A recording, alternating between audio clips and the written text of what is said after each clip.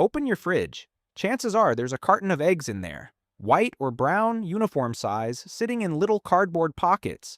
And chances are every single one of them came from a chicken. That seems normal. Obvious even. But ducks lay eggs too. So do geese, quail, turkeys, even ostriches. And out of all of them, duck eggs might actually be the best one you're not eating. They're bigger, about 50% bigger than a chicken egg. They've got more protein, more fat, more vitamin B12, more iron. The yolk alone takes up a bigger share of the egg, which is why chefs who cook with them tend to never go back to chicken eggs for baking. One duck egg in a cake recipe does the work of an egg and a half. There's another detail that rarely comes up. Some people who can't eat chicken eggs at all can eat duck eggs without any reaction. The proteins that trigger most chicken egg allergies aren't structured the same way in a duck egg, so a food that's off limits for one group of people turns out to be a workaround, not a substitute. That's not a small thing for a household managing a food allergy.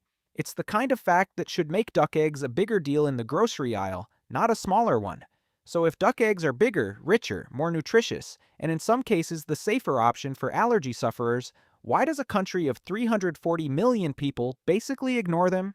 Why is it that you can walk into almost any grocery store in America and find 6 or 7 kinds of chicken eggs, but not a single duck egg on the shelf? The obvious answer is supply. Ducks are harder to farm than chickens. A laying hen eats a simple, cheap feed mix at around 16% protein and starts producing eggs at 5 months old. A duck needs feed closer to 20 to 24% protein, more niacin, more calcium for shell strength, and doesn't hit the same output until later. Multiply that across a commercial operation with tens of thousands of birds, and the math stops working in the duck's favor. But that's not the full story, because there's one duck breed that breaks all of those rules, the Khaki Campbell. Developed in England in the early 1900s specifically for egg production, a well-managed flock of Khaki Campbells can lay over 300 eggs a year. That's in the same range as a commercial laying hen. Ducks, when bred for it, can keep pace with chickens egg for egg, which means the ducks just aren't as productive. Explanation only gets you partway there. Somewhere along the line, something else happened. Something that pushed duck eggs out of the American diet almost entirely, even though the birds capable of matching chicken production had existed for decades.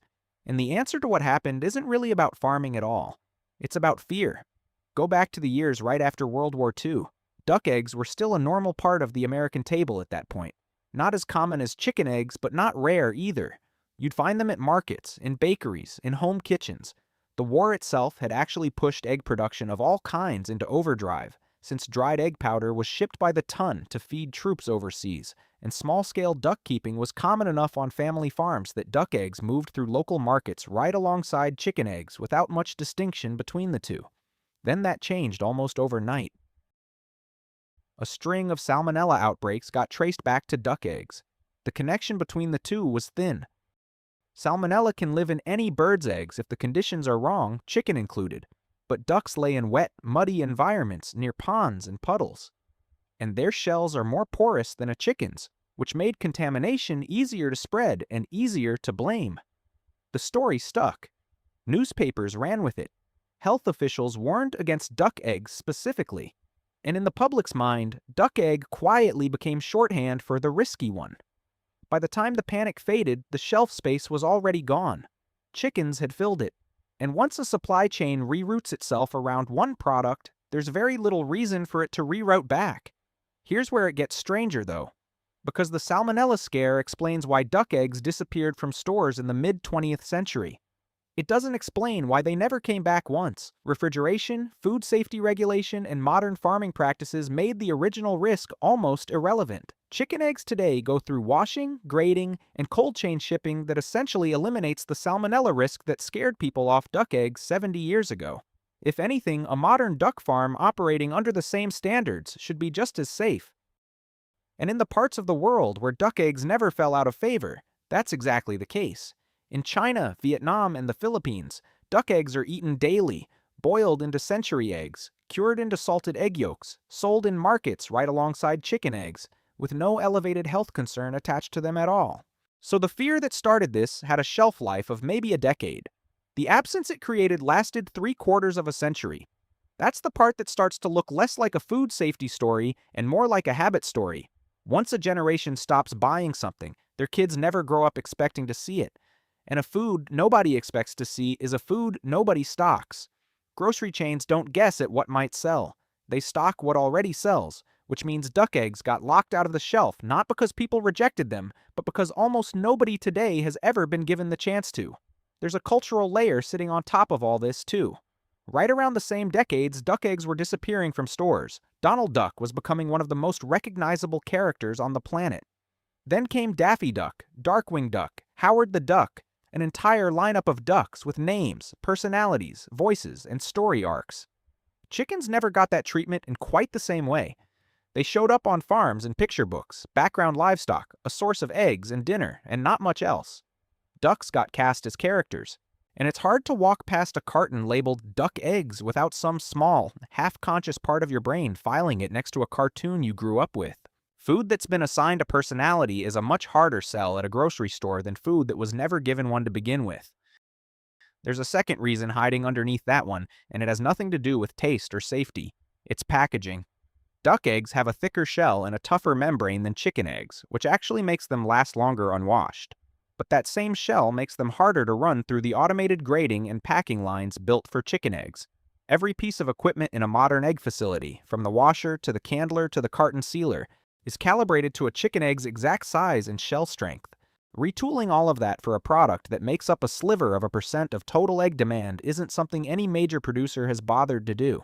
So duck eggs stay where they've always stayed since the 1950s. Small farms, farmers markets, the occasional Asian grocery store, a niche product for people who already know to look for it. Which raises an odd thought. Somewhere in America right now, there's a kid who has never once considered that eggs could come from anything other than a chicken. Not because chicken eggs are better, not because duck eggs are dangerous, but because a health scare from before their grandparents were born rerouted an entire food system, and nobody ever routed it back. The eggs are still out there. The ducks that lay them haven't changed. The only thing standing between you and a richer, bigger, more nutritious breakfast is a supply chain still running on a decision made 70 years ago, for reasons that stopped being true decades before you were born. And duck eggs aren't really a special case. They're just the version of this story that happens to be sitting in a grocery aisle you walk past every week. Look closely enough at almost anything you consider normal to eat, and there's usually a moment buried in the past where someone made a call, a farmer, a regulator, a panicked headline writer. And that one call quietly became the boundary of what an entire country considers food. Nobody voted on it. Nobody reconsidered it once the original reasoning stopped applying. It just calcified into how things are, and every generation after inherited the boundary without ever being told it was drawn by hand. So next time you crack open a carton of chicken eggs without a second thought, it's worth remembering that the version of breakfast you grew up with wasn't inevitable. It was one outcome, out of several that were just as viable. Decided by a health scare that barely held up under scrutiny and a supply chain that never bothered to double back and check its own assumptions.